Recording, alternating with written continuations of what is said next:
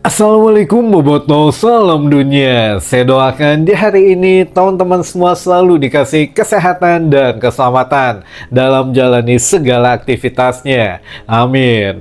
Baik Boboto, langsung kita update informasi Persib Bandung terbaru. Dan sebelum kita mulai, kita juga ingin ngucapin wilujeng seping buat teman-teman Boboto yang sudah subscribe, yang sudah like, yang sering komen juga di channel ini. Mudah-mudahan menjadi amal kebaikan teman-teman Boboto semua yang langsung dibalas oleh Allah Subhanahu wa taala. Amin. Dan Bobotoh, tong hilap jangan lupa, don't forget, nanti malam pukul 19:15 waktu Indonesia Barat atau cek bahasa Sunda nama jam 7 langkung saparapat nanti malam gitu ya.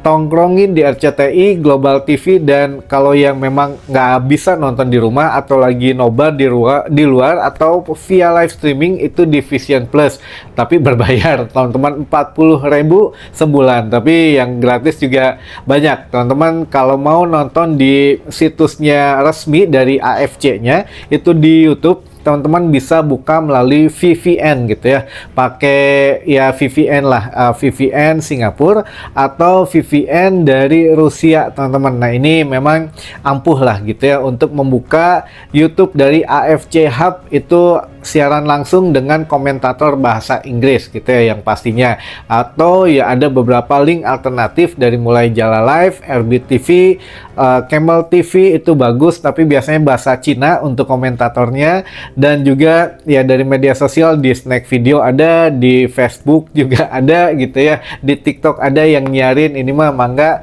dimanfaatkan saja berbagai macam fasilitas dari media sosial gitu ya teman-teman. Yang penting mah doanya. Wah, Haji Umu juga sudah mengingatkan ke kita bahwa ya ini kita berjuang akan maksimal katanya, jadi mohon doanya saja. Semua pemain pun sudah berharap yang sama, mohon doanya dari Boboto yang ada di Indonesia, maksudnya kita gitu ya, ataupun yang ada di seluruh dunia, atau yang memang datang langsung ke stadion di Ratchaburi nanti malam.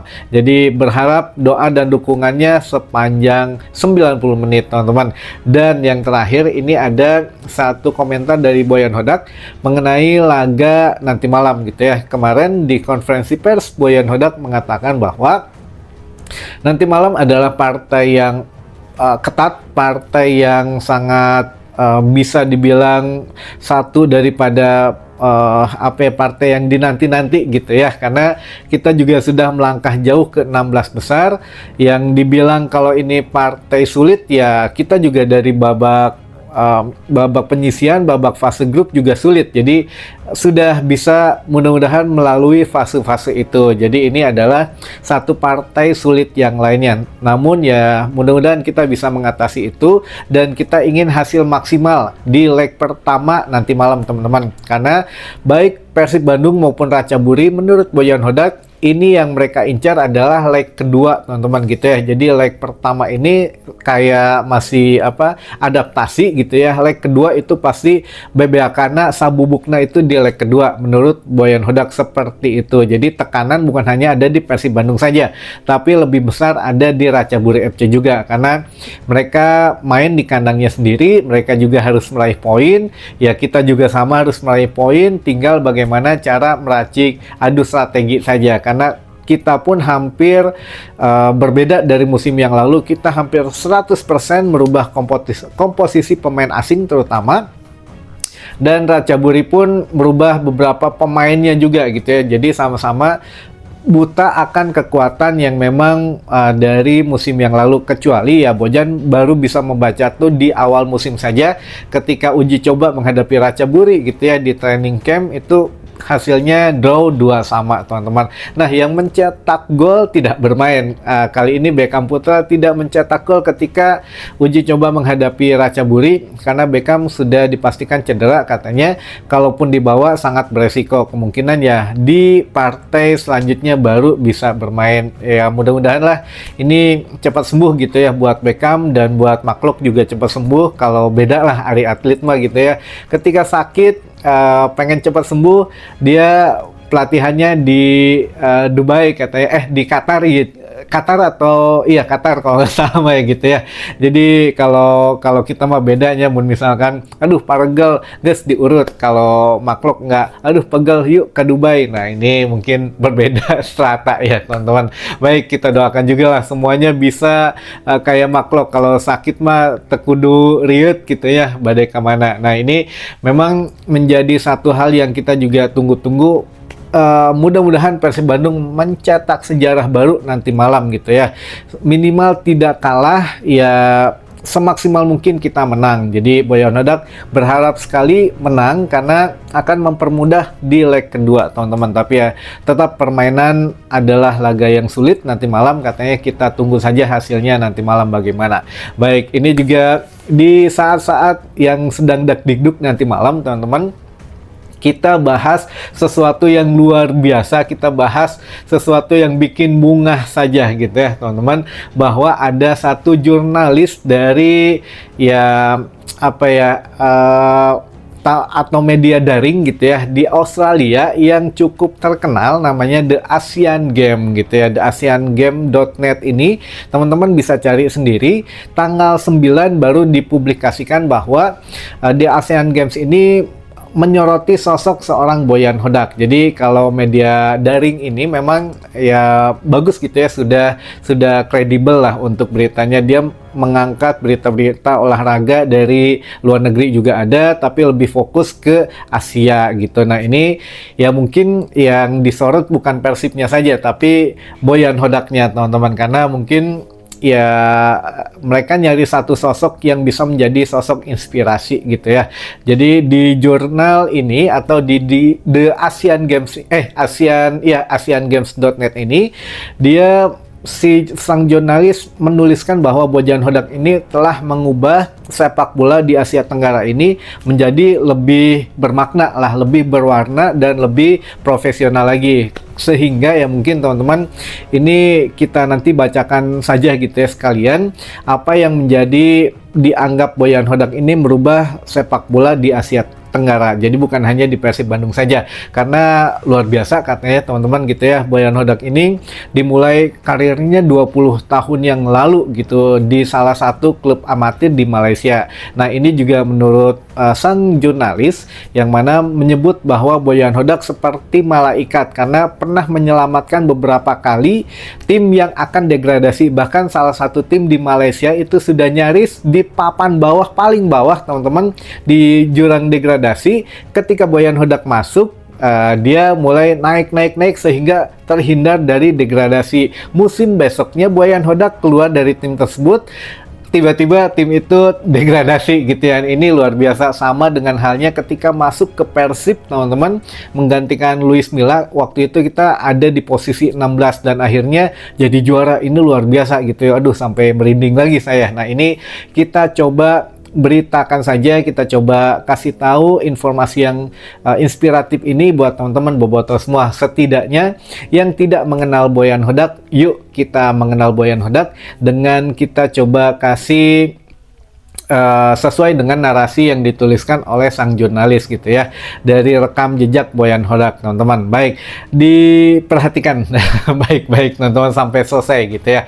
Ini untuk ngabuburit sambil nunggu leg pertama babak 16 besar antara Raja Buri FC menghadapi Persib Bandung teman-teman. Baik, yang pertama, untuk karir kepelatihan Boyan Hodak ini memang dimulai 20 tahun yang lalu di tahun 2006 ya teman-teman. 2006 ini Boyan Hodak mulai masuk ke sepak bola Malaysia. Nah ini juga memang Boyan Hodak dikenal sebagai sosok yang asing gitu ya di sepak bola Malaysia, apalagi di Asia Tenggara, belum punya nama siapapun. Lalu dia menangani salah satu klub amatir di Malaysia gitu ya, namanya PRB My Team kalau nggak salah. Oh punten teman-teman, ternyata bukan PRB tapi UPB My Team. Jadi UPB My Team ini merupakan salah satu tim istilahnya apa ya, tim amatir lah gitu ya. Kalau di kita mungkin ya masih belum masuk liga yang masih ada di EPA dan lain sebagainya gitu ya, sekelas itulah. Jadi UPB My Team ini sekarang sudah bubar, katanya dulu memang Boyan meniti karir pertama kali 20 tahun yang lalu di Malaysia menangani tim amatir ya di Malaysia sana, teman-teman.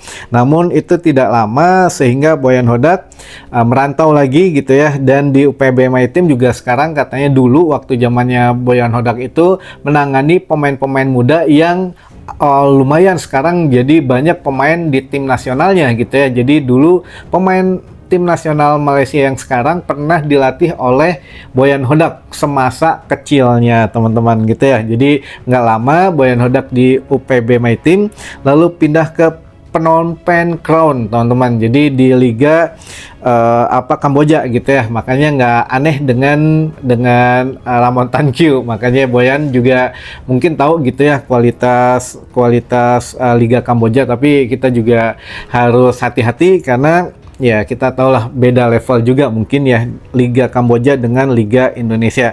Jadi Boyan juga di sana sempat masuk Phnom Penh Crown ini, sempat memenangkan beberapa liga utama di Kamboja dan beberapa kali masuk ke babak final piala liganya lah gitu ya. Jadi itu adalah pertama kalinya dalam sejarah bola di Kamboja. Makanya luar biasa lah untuk Boyan ketika masuk ke Phnom Penh Crown di Liga Kamboja.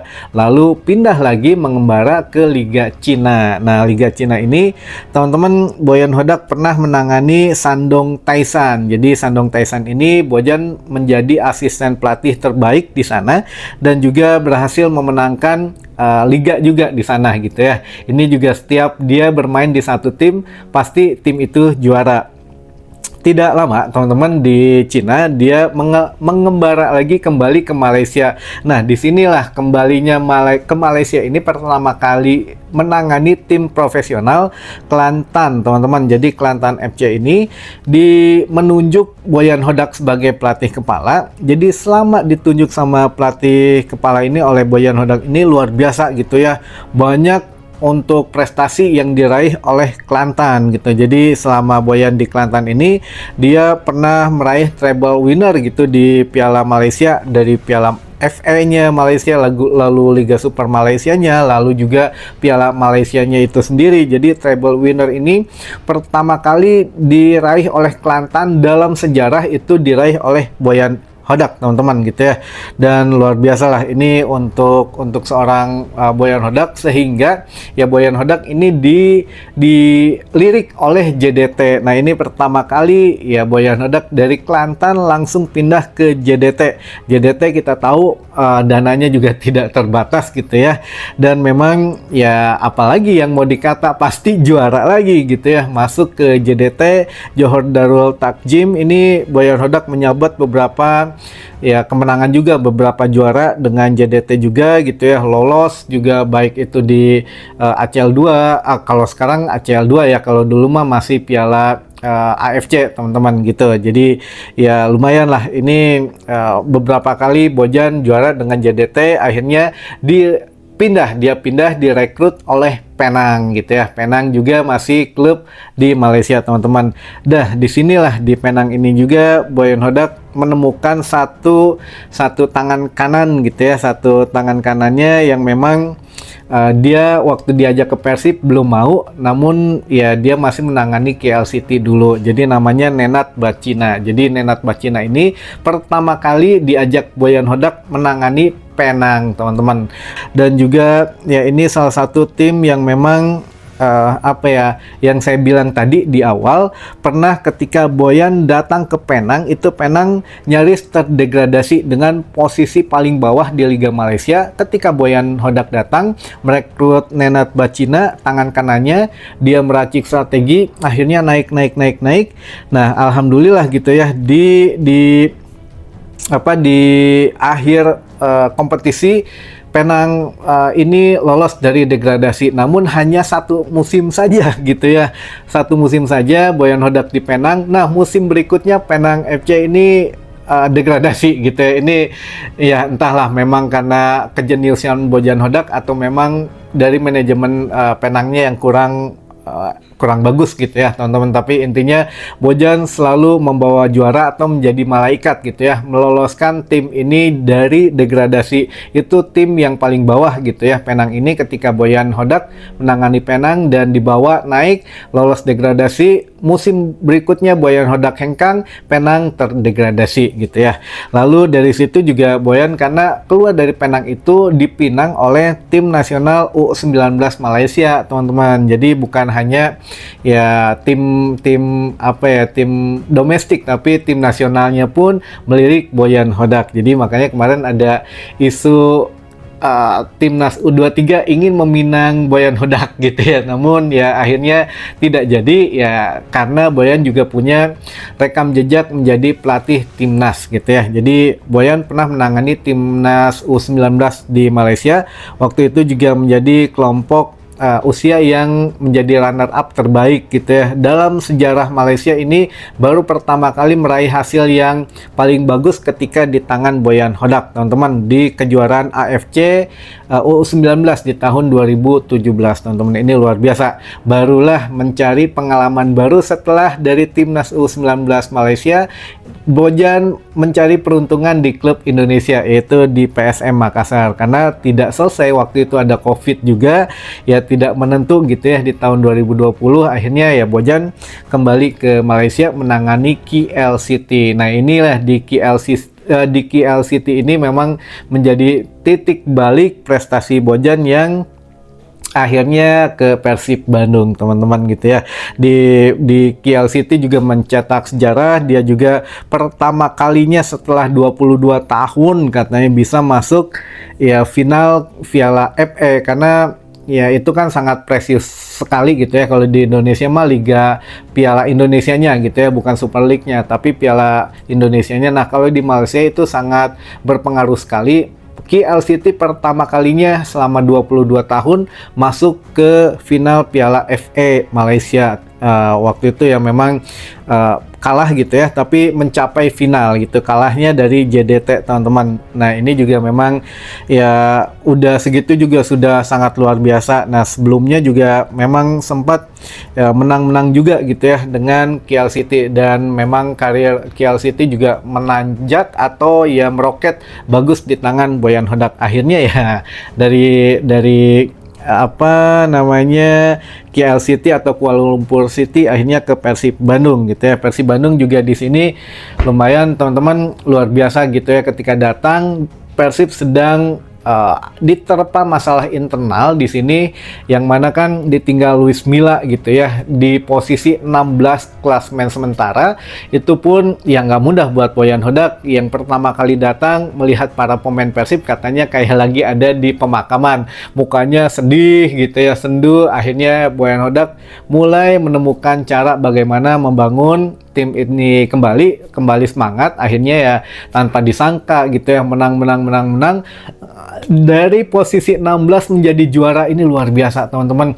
Musim berikutnya juara lagi, back to back champion. Lalu di tahun ini atau di musim ini, nah inilah pembuktian dari seorang coach Bojan Hodak, apakah dengan legacy atau tidak ada pemain yang memang sebelumnya bukan pilihan dia, saat ini pemain semuanya pilihan dia. Kita lihat bagaimana prestasinya membawa klub Persib Bandung ini, yang mana sampai dengan babak 16 besar pun kita sudah berhasil masuk sejauh ini gitu ya. Jadi lebar lamun diteruskan sampai ke babak final teman-teman, amin. Nah ini sedikit atau sekilas mengenai sejarah panjang Boyan Hodak yang dimulai dunia kepelatihannya 20 tahun yang lalu teman-teman. Jadi ya sampai dengan ke Persib Bandung ini kita mungkin sedikit yang baru tahu gitu ya. Boyan Hodak ini seperti malaikat katanya, kata jurnalis dari Australia ini, karena beberapa kali membawa timnya, apapun yang dipegang tim dia yang dipegang ini pasti juara atau pasti lolos dari degradasi gitu ya. Nah ini ya entah bagaimana, tapi dia juga dulu pernah bekerja menjadi seorang bos, katanya direktur, bahkan ya menurut salah satu mantan anak buahnya di KL City, Giancarlo Gallifuco, yang harusnya datang ke Persib Bandung, tapi karena ya mungkin kalau musim depan Boyan masih di Persib mah kemungkinan bisa ke Persib juga gitu ya. Tapi ya inilah lika-liku kehidupan gitu ya. Boyan memang dikatakan bahwa dia pelatih yang sedikit senyum sebetulnya, namun lebih banyak bekerjanya. Tapi ya sekarang di Persib Bandung mah bukan lebih sedikit senyum lagi, tapi membuat senyum bobotoh gitu ya dengan julukan Aki-Aki Gede Waldul. Nah ini mudah-mudahan lah membawa satu hal yang positif buat Persib Bandung. Nanti malam kita doakan Persib Bandung meraih hasil yang maksimal yang bisa dipulang oleh-oleh ke Bandung kembali, teman-teman. Amin. Baik, mungkin itu dulu saja informasi yang saya sampaikan di hari ini. Mudah-mudahan menambah satu wawasan baru buat teman-teman bobotoh semua.